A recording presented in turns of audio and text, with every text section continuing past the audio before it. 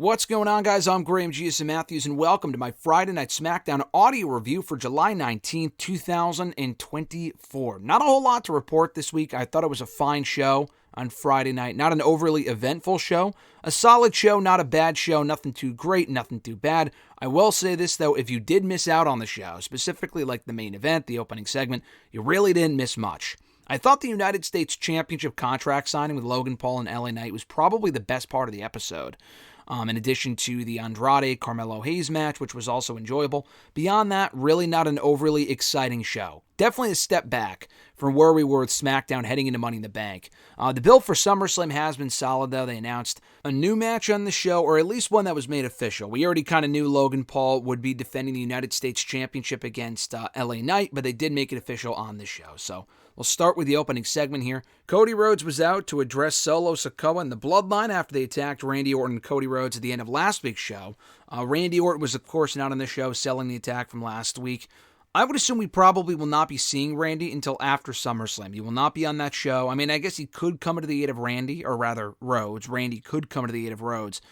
I think they kind of revisit that for the fall in case they are going in the direction of a championship feud between the two, and they should. But I don't think we see him until at least after SummerSlam, in my opinion.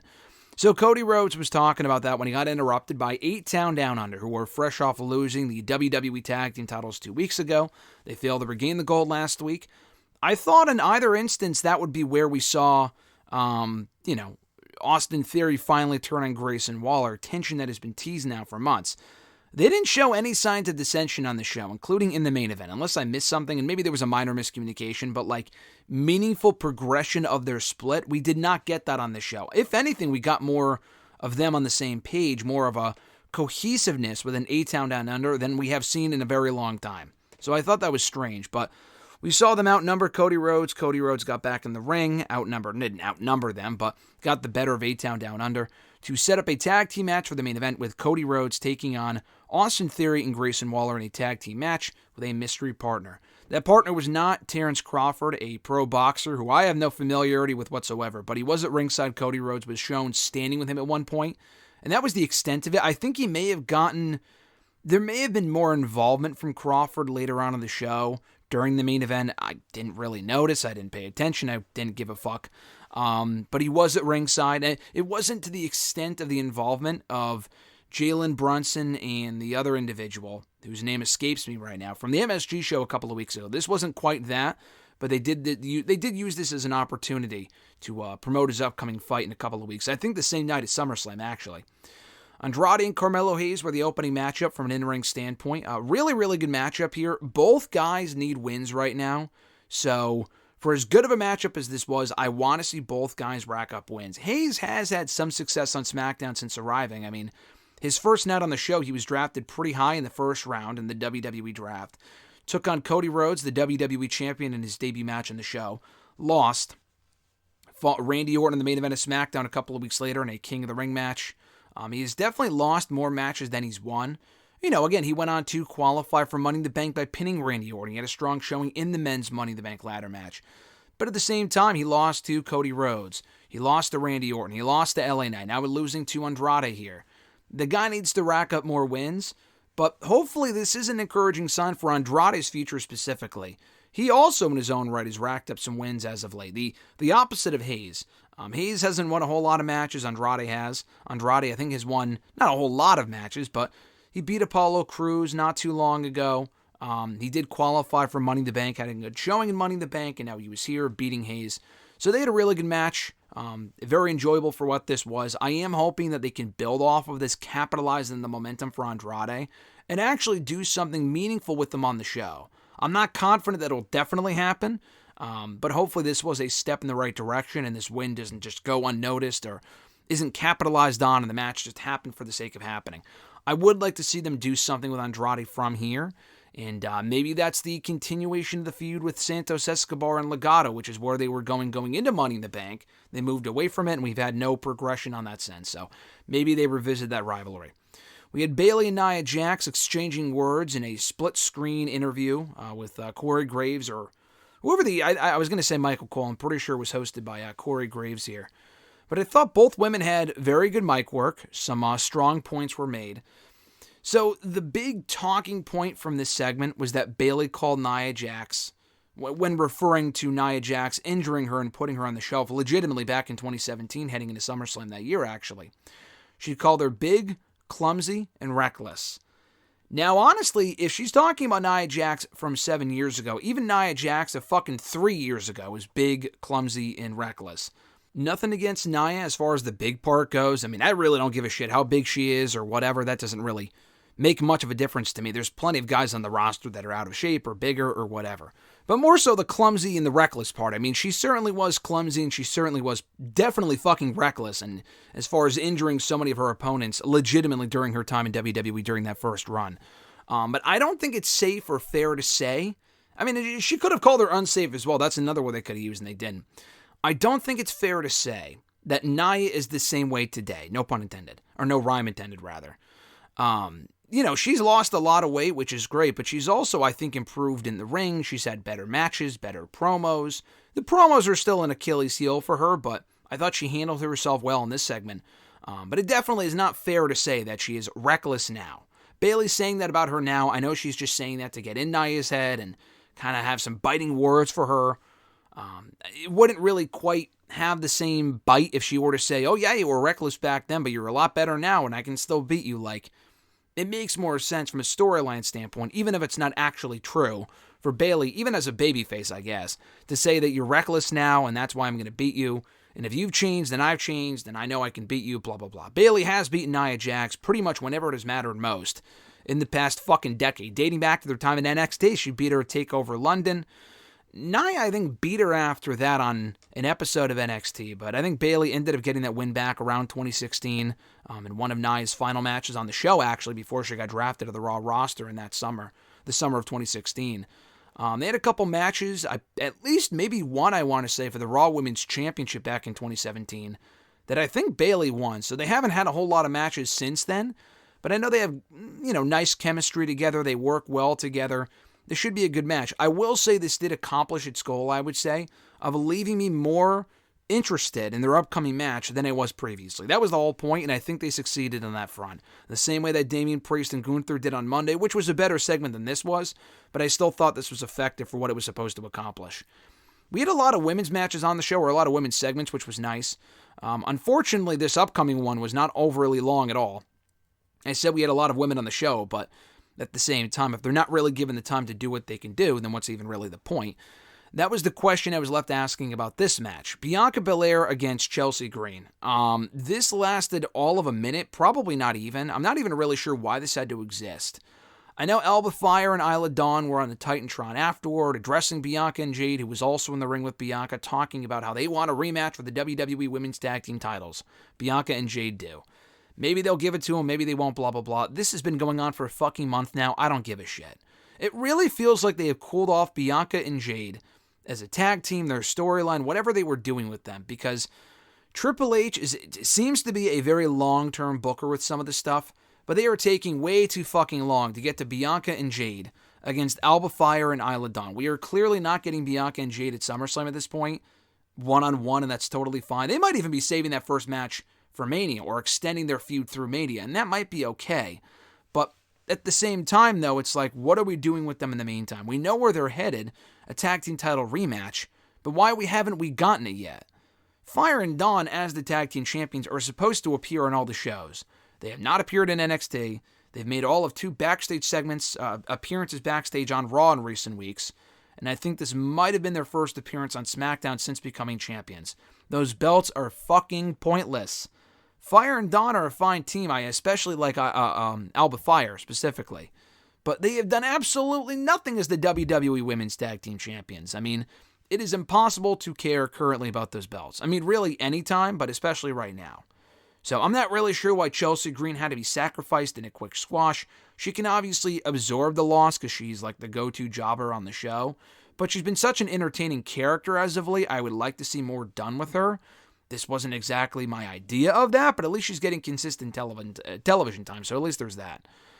We had Logan Paul and LA Knight making their match official for SummerSlam for the United States Championship. This was the segment I've been waiting for from these two for over a year.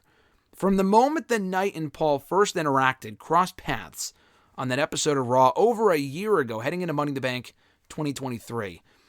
I had said even then, and Knight wasn't even officially a babyface at that point, I wanted Logan Paul LA Knight feud because I know the match would be good. Logan Paul has proven to be very good in the ring. Knight can more than hold his own. But I wanted the program specifically for the promos. And so far, they've done well on that front. Their interactions in the last month or so haven't really been anything worth writing home about. They've been fine. But I thought this was really, really good from both guys. They brought the intensity. They really tried to get at each other with some of the mic work and whatnot. Paul mentioned how he hasn't defended the championship, but he doesn't have to because he has all these other projects going on, blah, blah, blah. I thought this was really, really good. Knight did get the better of Paul, but did not lay him out with the BFT, which makes me hope that we are getting the BFT at SummerSlam and a new United States champion. The feud's been good. I thought this was a really good segment to make the match official, which we kind of already had an idea that it was going to happen. But they really do need a new United States champion. I mean, the discourse online in the last couple of weeks is that Logan Paul, yeah, he's held the championship for 8 months, but he's had 2 fucking defenses in that time. Not even, like, house shows, like, oh yeah, he's defended it on house shows as well. He hasn't. Because Logan Paul has not wrestled at house shows. He does not appear at house shows. He's made a finite amount, number of appearances since WrestleMania. He defended the championship at the Royal Rumble and Mania, which was nice on both occasions. That was it. He has not defended the championship otherwise. And that's fine. Again, they want to tell this long-term story. He did face Cody Rhodes at King and Queen of the Ring and lost, obviously, in Saudi Arabia. But his United States championship, as we found out shortly before that show, that championship was not on the line. LA Knight was always the perfect person to dethrone Logan Paul, but I really wish this had happened at WrestleMania, and they didn't take another fucking 6 months, 4 to 6 months, to drag this out. And now I'm also thinking, like I may have said last week, I get the impression Knight may not even win at SummerSlam. They might have Logan Paul win, and then build the night beating him either at Bash in Berlin or another show. I say, in the words of LA Knight, nah. Do not wait any longer. I mean, LA Knight won't be buried if he loses, but selfishly, from a fan standpoint, they cannot drag this on any longer. Logan Paul, as United States champion, has done all that he can do in that role. He's brought the championship to other events and on his podcast and gotten that exposure, and that's great. But it's been 8 months. If you're not defending the fucking thing, and I haven't even hated his run. I'm not even saying it's the worst United States championship run of all time, because at least the belt is on a big star, and he's giving it exposure and stuff like that. But again, if he's not really on the show defending it, and the outcome is really the same anyway, like with LA Knight beating him, what's the point of keeping Knight in chase mode if the end game is him winning that championship anyway? And it's not like it's, too soon. That would be my argument in other instances where, it's too soon for Knight to become champion. He just debuted, blah, blah, blah. Like the Braun Breaker thing of Money in the Bank, I was okay with Breaker losing. I thought he would win. I would have been fine with him winning. But it was okay that he lost because he had just debuted. They wanted the humble Braun Breaker. He got back on track immediately, destroying him and Sami Zayn and Ilya Dragunov on Raw the following week. And now he's probably going to win it at SummerSlam, likely in the triple threat with Dragunov and Zayn. That's fine if they wanted to have him lose the first time. Knight, not that it's not fine. Again, he can be fine if he loses. But the issue is that we're going to have a United States champion, even if it's for another 4 weeks, that does not appear or defend or even fucking wrestle on the show. He wrestled on SmackDown and MSG, and that was nice, and he lost, he got pinned, blah, blah, blah. But Knight is long overdue for championship gold.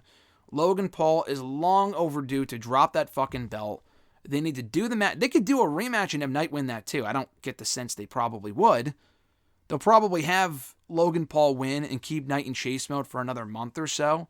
But why drag out the inevitable? If you want to get more out of the feud, that's fine. But you can do that with Knight as champion. He does not need to stay in chase mode for fucking a year and a half. It has been long enough that he has not been champion. Please put the belt on him and move on. Tiffany Stratton taking on Michin. Fine match. Really nothing out of the ordinary about it. The focus was on Bayley at ringside, who's been buddy-buddy with Michin lately. Nia Jax has been buddy-buddy with Tiffany Stratton. So they're setting up a tag team match for next week's show. That was announced afterward. But you had Bayley at ringside destroying Tiffany Stratton's Money in the Bank briefcase. This is vandalism. Bayley should be fine for that alone. But in all seriousness, she destroyed the briefcase, did a lot of damage, leaving people to believe, maybe she's going to get a customized briefcase. Now, obviously, destroying the briefcase does not invalidate Stratton's inevitable championship opportunity. She is still Miss Money in the Bank. And it is dumb that she would get distracted by her briefcase being attacked. But at the end of the day, she's a heel. She's a very materialistic superstar. So people complaining about that, it really doesn't make much of a fucking difference. Michin winning is not going to damage Stratton. It merely creates a need for the women's tag match next week. We might even see the babyfaces win that. But Michin has lost a lot on TV lately. She needed a win. This was a win. It's not going to catapult her to championship contention, but it gives her a win. Tiffany can absorb the loss. They should not make a habit out of Tiffany lose, though. They should not make a habit out of Tiffany losing, even, just because she's missed Money in the Bank, obviously. But I thought this was fine to progress the feud. We're getting that tag team match next week. So I thought this was good. And just like that, we were at the main event. Cody Rhodes and his partner, who ended up being Kevin Owens, to the surprise of absolutely no one, taking on A-Town Down Under in tag team action. So Owens had tweeted earlier this week a picture and the caption saying that she just keeps fighting, whatever his catchphrase is, of his mom in the hospital. And obviously we found out 2 weeks ago on SmackDown from Kevin Owens that he was in the hospital that week with her, and he still wrestled at Money in the Bank anyway.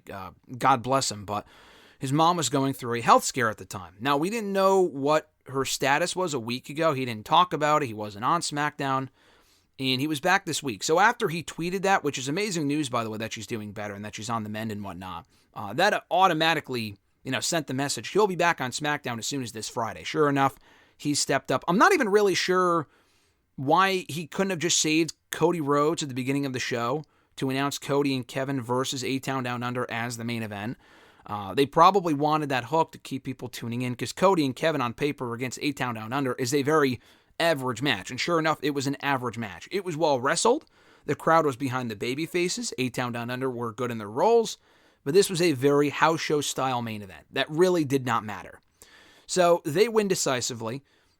Also, as you would expect afterward, the Bloodline getting the better of the baby faces, attacking Cody Rhodes, attacking Kevin Owens, leaving Cody Rhodes laying through it with a powerbomb through the table, but also doing a lot of damage to Kevin Owens, doing more damage to Owens than they did to Cody Rhodes. So Cody Rhodes will be fine, obviously, but a lot like last week, I would imagine this was designed to kind of send the message. Cody Rhodes is now without friends on SmackDown. He has no backup. He is going into WrestleMania on his own, SummerSlam rather, against Solo Sikoa on his own.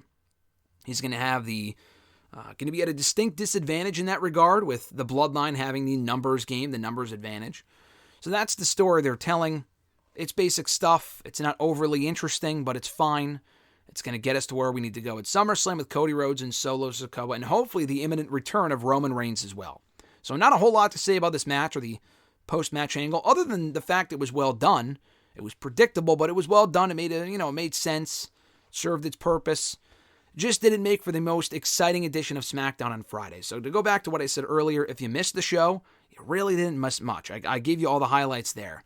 And I thought it was serviceable, and it, set up what they needed to for SummerSlam and progressing those storylines along. And that was the important thing about this episode. It had plenty of SummerSlam build. They set up stuff for the pay-per-view, furthered some stuff. That was what it needed to do, and it was a success in that regard. So again, you can catch the highlights, the Spark Notes version of the episode by me talking about it, but also online, and you won't really miss much by not tuning in. You didn't really miss much by not tuning in live on Friday night.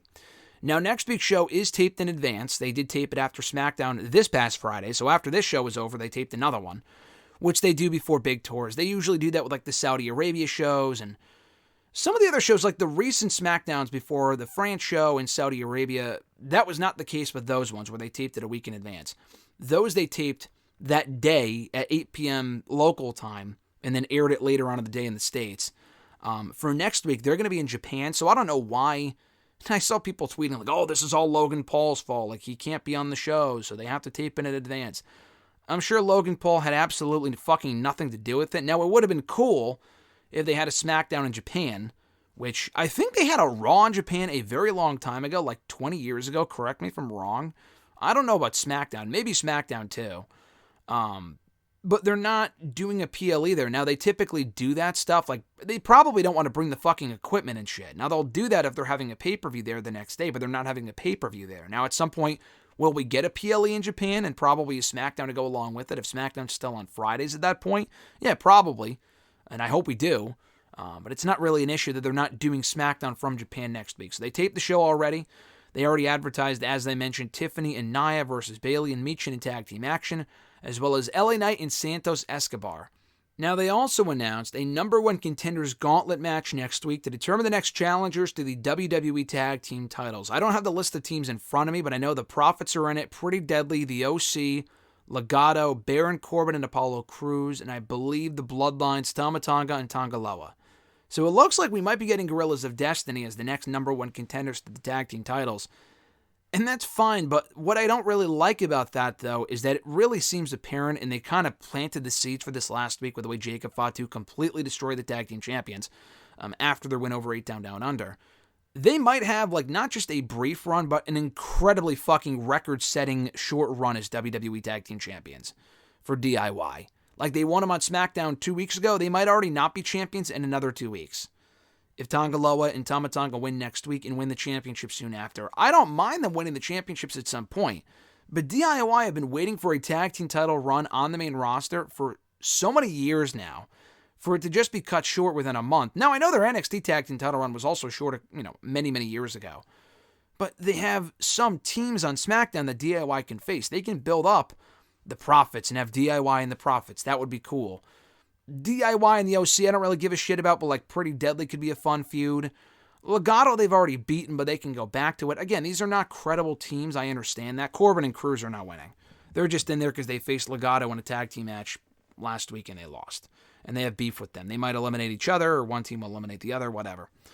I just don't want the belts on Guerrillas of Destiny this soon. I think it would be a great disservice to DIY, but that's just me. So appreciate you guys taking the time to check out my review of SmackDown from Friday. It should be back on Saturday next week? ? I'm not sure if I'll have a chance to review the show before I got to take off for a Northeast Wrestling show next Saturday in Connecticut. If you're in the area, check it out. Dijak will be on the show along with the recent free agent Jinder Mahal. Will also be at that show in New Haven, Connecticut next week. So that being said, I was busy yesterday, which is why I couldn't do this video on Saturday. But if I'm not busy, I know I'm busy next Saturday, but if I can put it out before I leave, I will. If not, it'll be up on Sunday. So keep an eye out for that. Have an awesome one, guys. Enjoy the rest of your weekend. I'm Graham G.S. Matthews, and I'll catch your ass down the road.